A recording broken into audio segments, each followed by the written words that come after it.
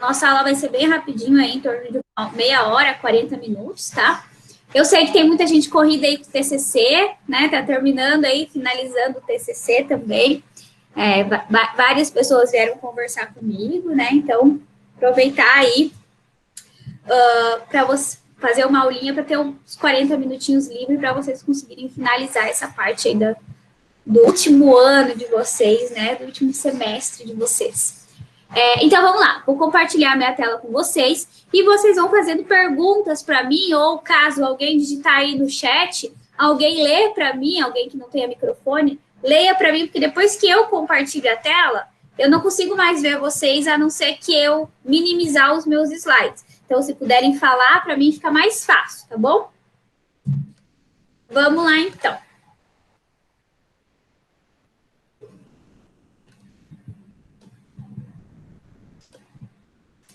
Eu postei os nossos slides no Classroom. Vocês vão ter visto lá que eu ainda não postei as nossas atividades de fixação. Mas até amanhã, para a aula de sexta, eu posto lá que eu ainda não tive tempo de desenvolver os cases que eu quero desenvolver com base no nosso conteúdo de hoje, tá? Mas até amanhã eu posto e mando no grupo para vocês.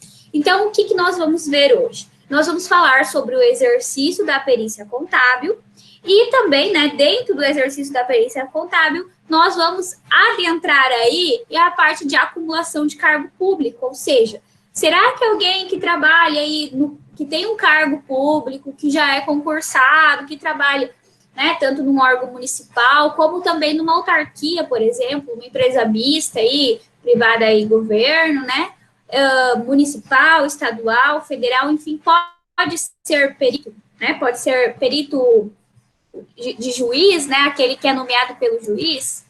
Então, vamos lá.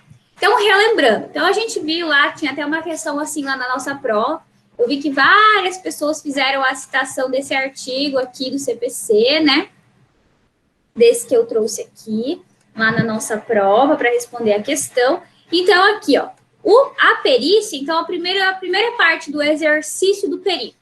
Então, fica restrito, ou seja, fica limitado apenas ao perito contador a desenvolver aí o perito contador, o bacharel em contabilidade a desenvolver o serviço de perícia, tá? Então, apenas bacharéis em contabilidade podem desenvolver o serviço de perícia. Então, atualmente, nem os técnicos, né? Os técnicos que foram formados lá antes de 2015, antes de sair a lei, antes que foi atualizado o CPC também, né? Eles também, não, mesmo que, via de regra, eles teriam direito adquirido de desenvolver essa função, eles não podem desenvolver, tá? Então, ficou restrito apenas para bacharéis em contabilidade. Deixa eu só interromper aqui para aceitar alguém que chegou agora. Aí. Então, ficou restrito aos bacharéis em contabilidade desenvolver aí o serviço de perícia, tá, pessoal? Aí, aqui, a gente já conversou sobre isso, vocês já sabem isso de decore salteado dessa parte do bacharel, apenas ele tem essa autonomia para desenvolver o serviço de perícia. Aí, agora, surgiu uma outra questão. Será que o exercício do perito, ele pode ser desenvolvido por uma pessoa jurídica? Alguém já ouviu falar em pessoa jurídica que desenvolve aí um serviço de perícia? Será que pode? Alguém quer falar para mim? O que vocês acham? Pode ser no chutômetro mesmo. Será que uma empresa aí de peritos, né? Vamos dizer assim, Peritos SA, Peritos LTDA, assessoria em perícia. Será que esse tipo de empresa ela pode desenvolver uma perícia? Perícia contábil aí, com envolvimento no juízo, né? O que vocês acham? Falem para mim. Ninguém quer chutar? Então, vamos lá. Antes de 2015, o CPC, na parte de perícia, ele teve uma atualização em 2015, que começou a entrar em vigor em 2016. Então, lá em 2015, até antes de 2015, desculpa, não havia nenhuma citação, nem em lei e nem no nosso CPC, sobre a possibilidade de uma pessoa jurídica desenvolver uma perícia judicial ou extrajudicial, enfim, tá? Sempre se referíamos a quem? A pessoas físicas, a peritos autônomos, né? Então, aqueles cadastrados no seu próprio CPF, tá? E a partir aí de 2015, com a mudança que houve no nosso CPC, e entrou em vigor em 2016, que sim, que perícias podem ser desenvolvidas tanto por uma pessoa física como uma pessoa jurídica. Porém, essa pessoa jurídica, ela precisa ter registro no CRC, tá? Então, o que é um registro no CRC?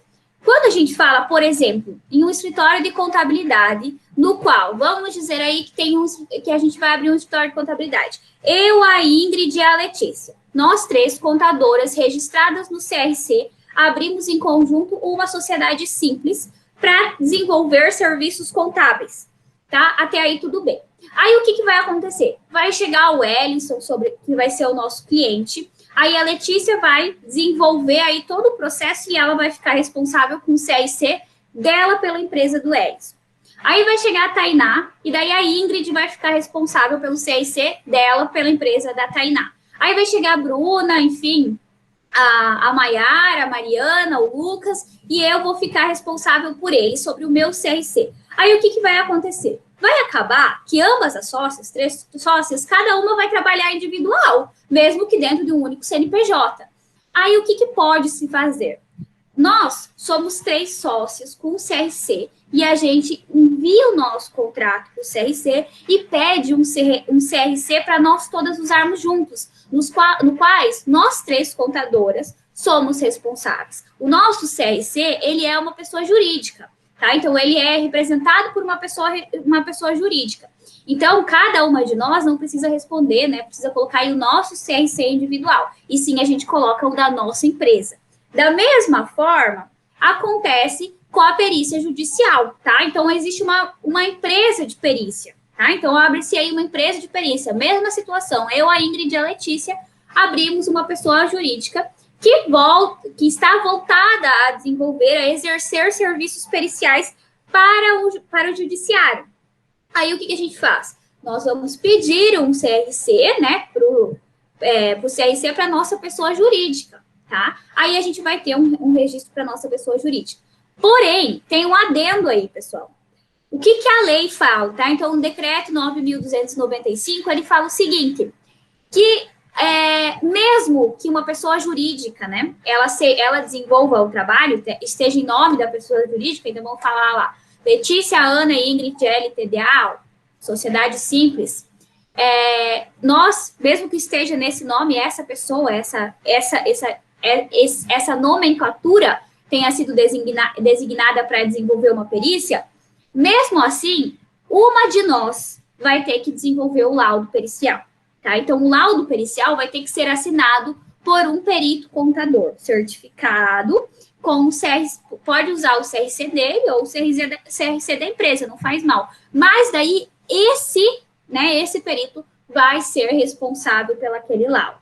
Tá? Então, sempre o documento vai ter uma única pessoa responsável. Mas, sim, pode ser uma pessoa jurídica que vai realizar. Né? Então, pode ser convocado, ao invés de ser convocado Ingrid, Letícia, Ana, vai ser convocada a pessoa jurídica, a nossa pessoa jurídica aí, para desenvolver tal serviço. Então, uma pessoa jurídica, ela pode, sim, realizar uma perícia, tá? E isso começou a partir de 2015. Antes disso, não havia brechas na lei, não havia nenhuma menção na lei, e aí tem muitos escritores que falam que o CPC, ele era omisso a essa possibilidade. Então, com toda a mudança, que a gente sempre fala, a contabilidade ela é uma eterna dinâmica, né? Tá sempre mudando, tá sempre aí em mutação.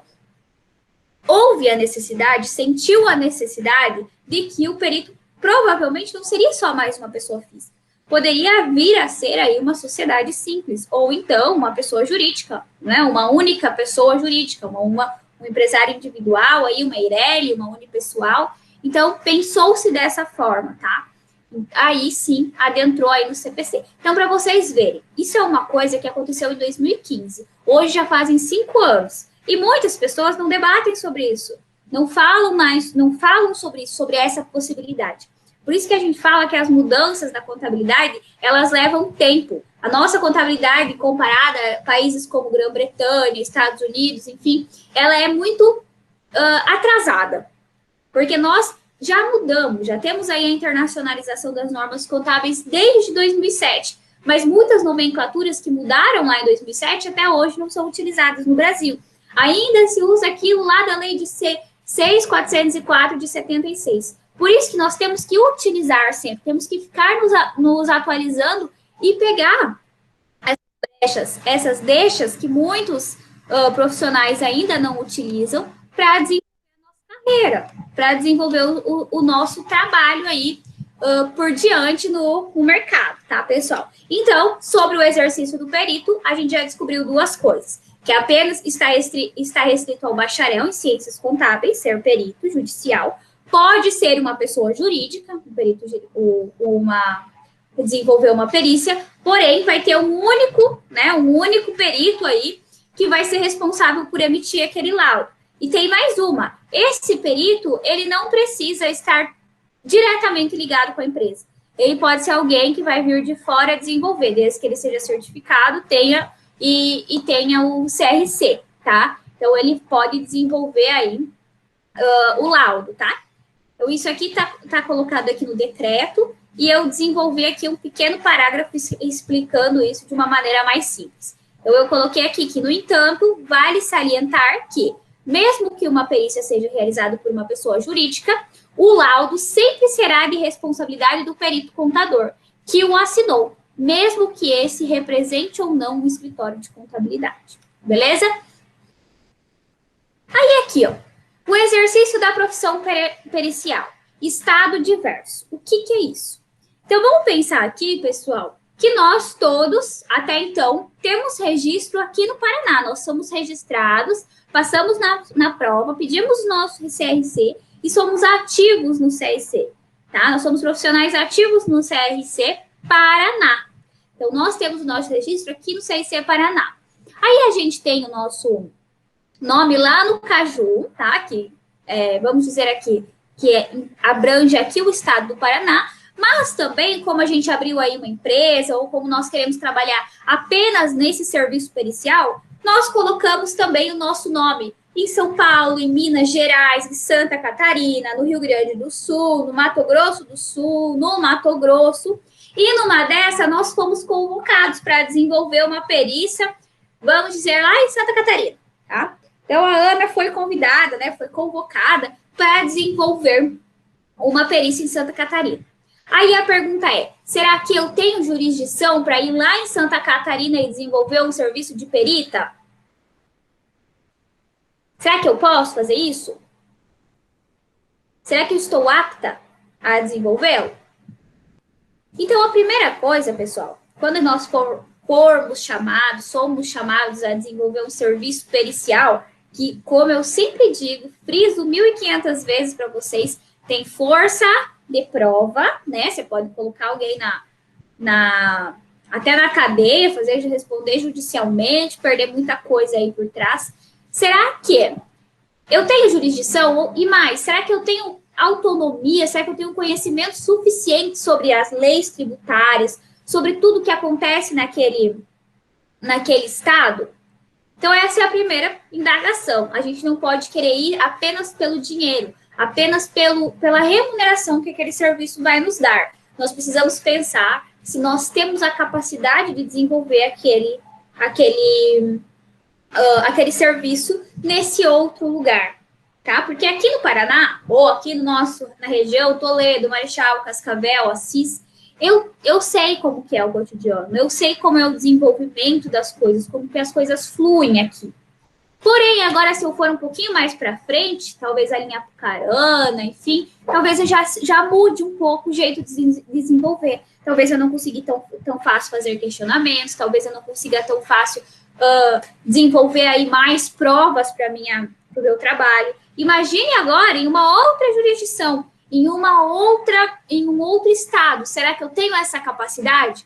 Então, a primeira coisa que o perito, sabendo da responsabilidade do serviço dele, precisa pensar é exatamente isso. Se ele tem a capacidade, se ele tem a autonomia para desenvolver tal função, tá? Pensado isso, e eu penso, beleza, eu conheço, já morei no Rio Grande, em Santa Catarina, eu faço várias aí situações de tributação de CMS para lá, então eu conheço o regulamento do CMS deles, enfim, tenho para mim que eu consigo, que eu já tenho contato diário aí com situações de Santa Catarina, então eu posso. Aí o que eu faço? Eu já vou lá e falo, vou desenvolver a minha atividade lá? Não, eu não posso. Antes de aceitar um serviço pericial em outra jurisdição, ou seja, num estado diverso, num estado diferente daquele pelo qual você está registrado, então, no caso, nós aqui no Paraná, nós temos que realizar a comunicação prévia. E de que forma que a gente faz essa comunicação prévia? Por meio eletrônico. Então, lá no site do CRC daquele estado, né, que está nos demandando o serviço, nós vamos comunicar que o nosso CRC de origem é o Paraná. E junto com isso, nós vamos informar também o CRC do Paraná, tá? Por quê? Porque daí juntos, os dois órgãos máximos, né, aí do nosso serviço, que tem autonomia sobre o nosso serviço, CRC Paraná e CRC Santa Catarina, vão pensar se eu posso ou se eu não posso desenvolver tal função. Provavelmente, se for uma perícia aí que envolva situações tributárias, bem provavelmente eu não vou ser aceita para desenvolver aquela perícia. Pelo fato de que alguém que mora lá há tempos, outro perito que reside naquele município, conhece os índices, as alíquotas, enfim, de ISS daquele estado, conhece o CMS, regulamento CMS daquele estado. Então, assim, objetivamente, de forma óbvia, vamos dizer assim, ele está mais apto do que eu para desenvolver tal serviço.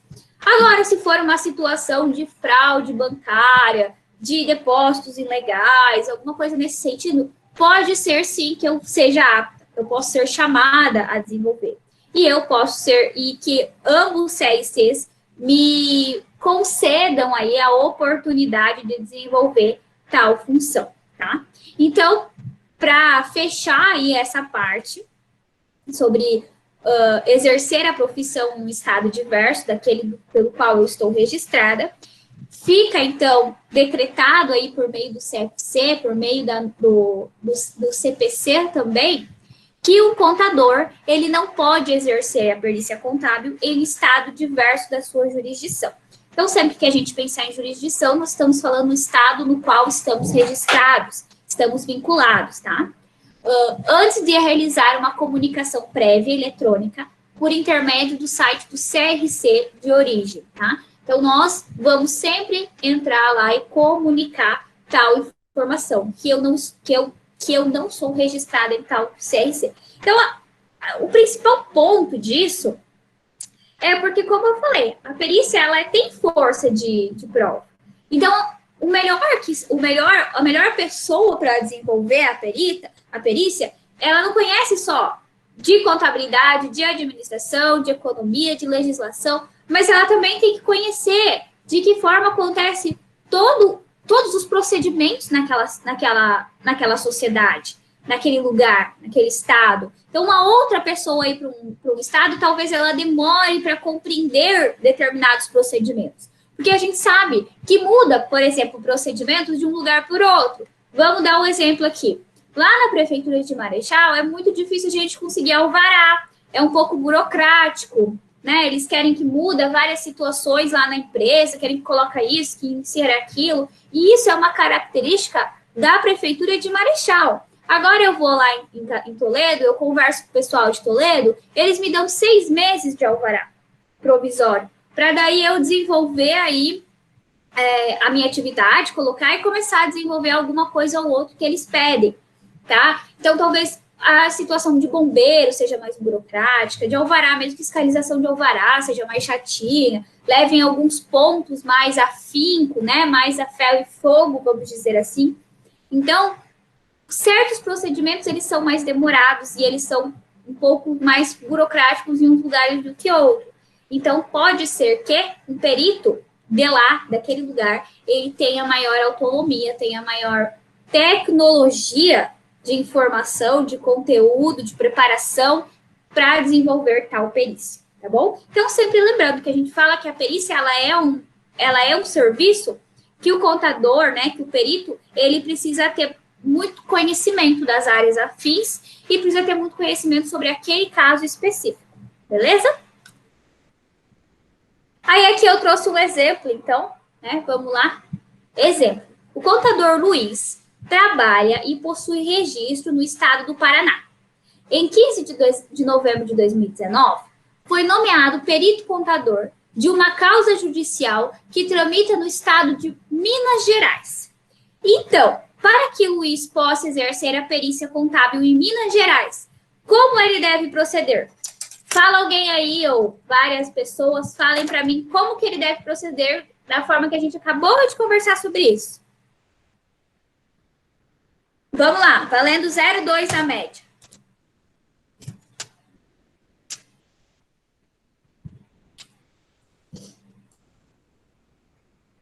Alô, alô, tem alguém aí? Tá todo mundo com vergonha de falar, professora. Eu não sei o que está acontecendo com essa turma. Eu tô falando para vocês. Tô há uma semana falando que eu não sei o que está acontecendo com vocês. Cadê aquela turma do terror? Cadê aquela gente que não para de falar? Que me deixa sem voz de tanto chamar atenção? Vamos? Então agora eu vou aumentar. 0,5 na média. Quem vai falar? O que um contador que é registrado no estado do Paraná e foi chamado para ser perito contador numa causa judicial que tramita lá no estado de Minas Gerais precisa fazer para poder exercer a perícia contábil lá na outra jurisdição, no estado de Minas Gerais? Quem vai falar?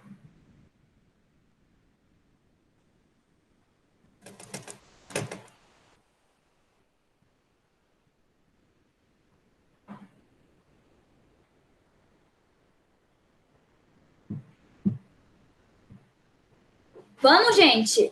Quero ouvir vocês.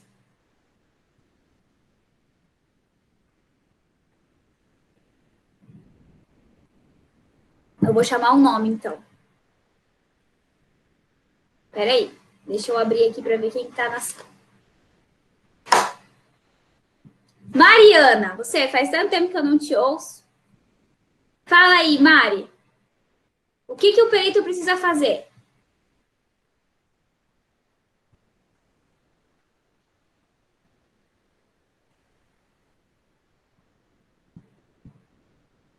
Será que vocês estão todos com o computador ligado e não estão me ouvindo? Então vai para o outro. Matheus Pereira.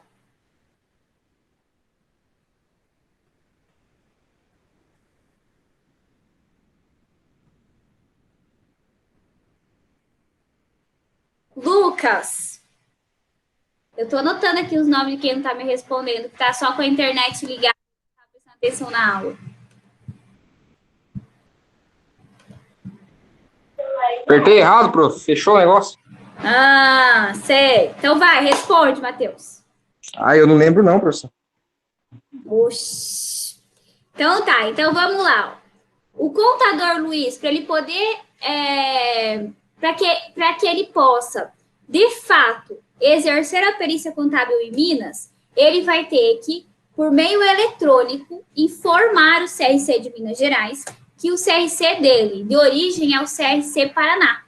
E também vai ter que informar aí o CRC do Paraná que ele foi chamado, né, foi nomeado para ser perito contador lá em Minas Gerais.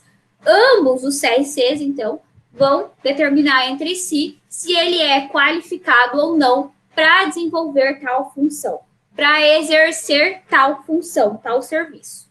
Beleza? Agora, essa é a última, tá? O último tópico aí, vamos dizer assim, da nossa aula de hoje. Então, é o exercício da profissão pericial sobre a acumulação de cargos públicos com perícia judicial. Então, vamos lá. Vamos supor aqui que... Vamos pensar em alguém. O Lucas. O Lucas, ele seja contador de uma universidade aqui no Paraná, tá? E ele trabalha em 20 horas. O concurso dele seja de 20 horas. E também, ele resolveu ser certificado como perito. E ele coloca o seu nome lá no Caju. Caso o Lucas venha a ser chamado, né? Seja nomeado para ser perito judicial, aí, perito contador em prol aí do Poder Judiciário, tá? Ele pode ou ele não pode exercer tal função.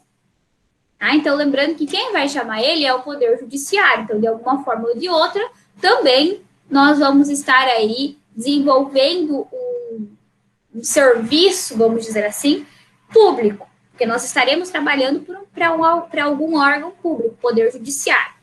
Então, será que o Lucas, ele pode ou ele não pode desenvolver essa função?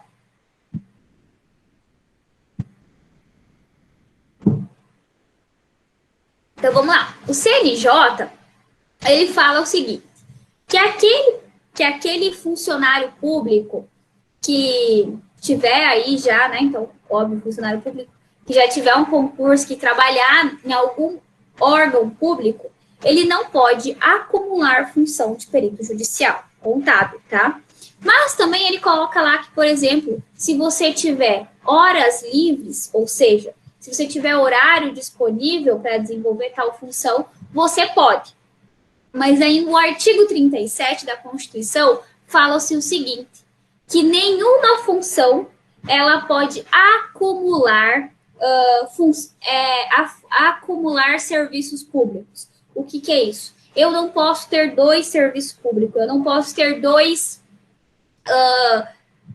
não posso, vamos dizer assim, eu não posso trabalhar 2 vezes para o Poder Judiciário ou, de uma forma geral, para nenhum serviço público. Então, eu não posso ter um concurso de contador e também desenvolver um serviço de perícia judicial, aí ser nomeado para desenvolver uma perícia judicial, que quem vai me pagar é o Poder Judiciário. Ou seja, em outras palavras, é o poder público, é a administração pública, tá?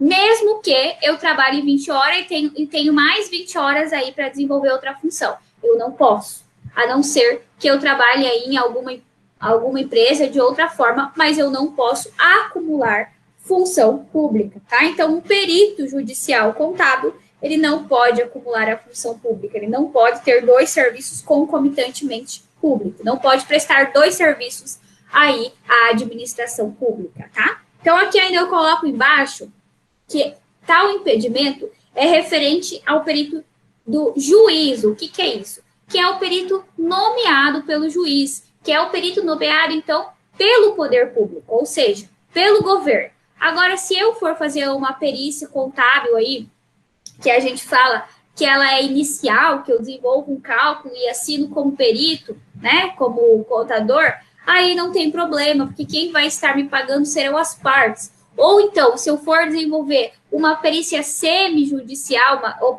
extrajudicial administrativa, que é aquela na qual uma empresa me contrata para verificar se quanto realmente vale os ativos imobilizados daquela empresa hoje, trazidos a valor presente, também não tem problema, porque quem vai me pagar é uma empresa privada, tá? Eu só não posso desenvolver serviços de perícia judicial para o poder público, ou seja, eu não posso ser nomeado por um juiz, tá? Por um juiz de direito aí, que quem vai fazer o pagamento para mim vai ser um órgão público. Por quê? Porque caracteriza também aí algumas, vamos dizer assim, facilidades por você já estar dentro do serviço público, por você já estar envolvido na administração pública, tá? Então, a nossa aula de hoje é isso. Vai demorar muitos 40 minutinhos só.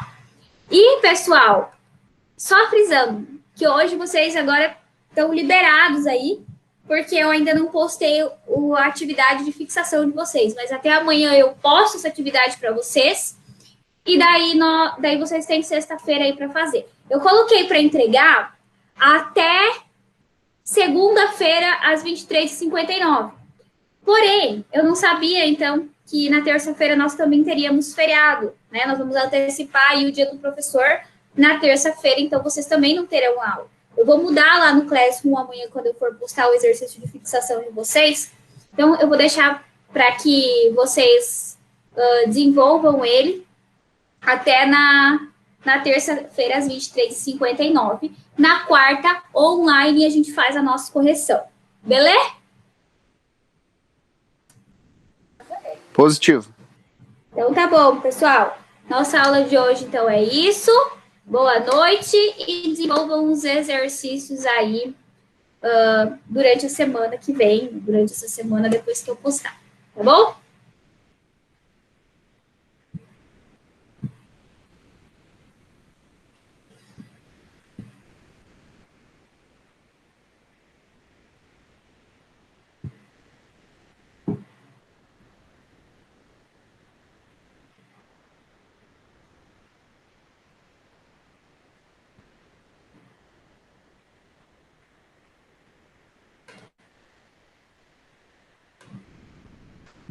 Ô, prof, Oi. seguinte, do nosso TCC lá. Peraí, deixa eu parar de gravar aqui.